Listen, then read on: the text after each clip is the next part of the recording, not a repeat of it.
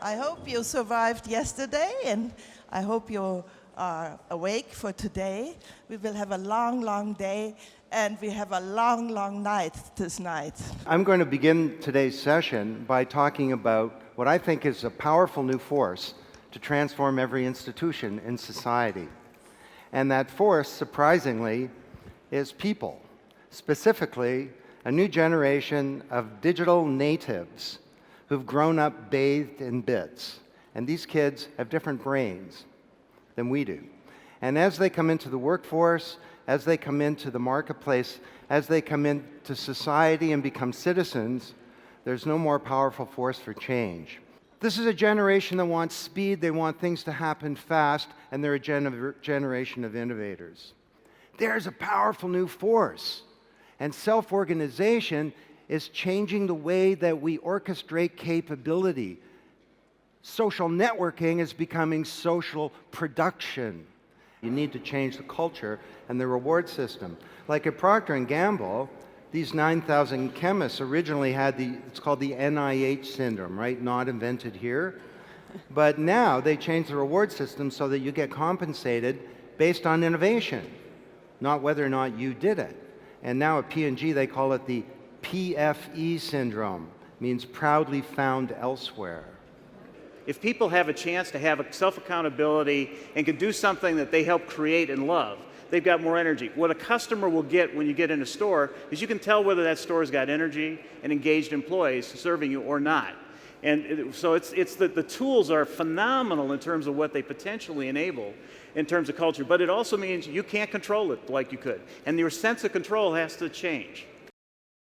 The toughest secret of the internet, and actually the toughest secret of life, what makes a compelling product compelling? Why is it that some products are able to attract so many users and other products go nowhere?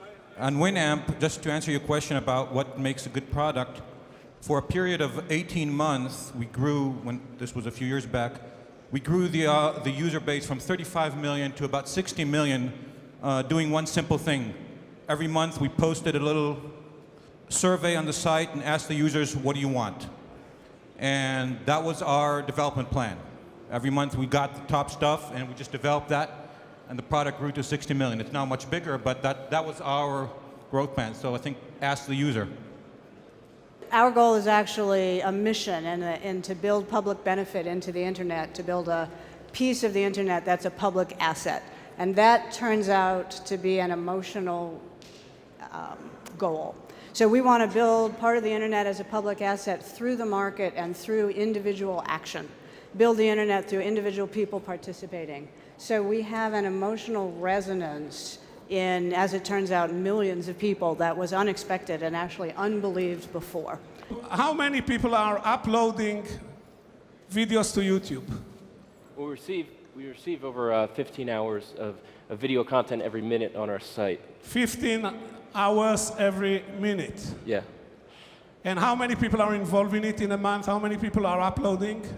It's a smaller percentage of the community. I mean, you mentioned we have globally like 15 million guys, something very small, right?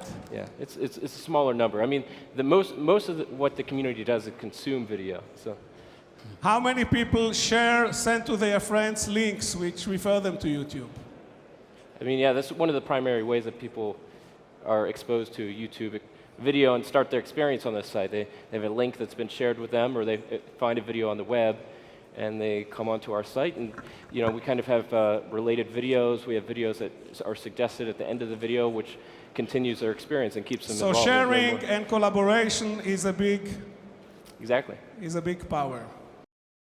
Knowledge has played a very big part in our culture, such a big part that we've defined who we are as knowers, as the creatures that know, rational animals. We've taken knowledge to be our highest calling, to be our destiny, to be our nature.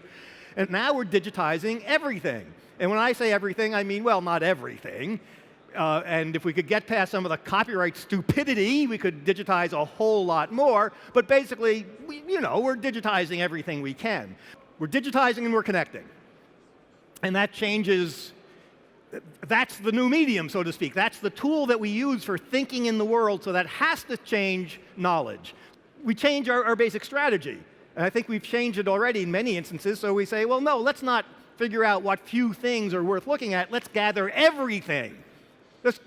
It's cheaper to include than it is to exclude. This is what's happening, is that we're contextualizing knowledge. We still know how to know things. We always will. We use a scientific method. We use peer review. We're going to continue. We have trials and evidence in the law. We will continue doing that. Knowledge is very, very important.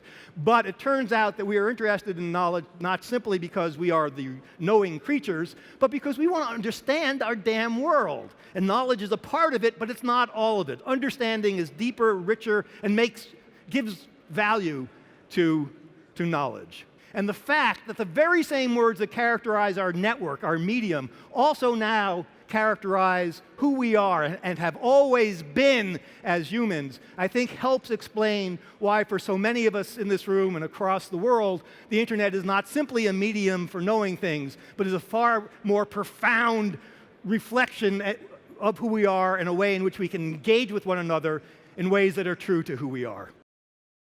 If you invest in the future, I proposed, I would take the money and try to get everyone in the country on broadband, which would drive us to online and drive the advertisers online and drive the money online.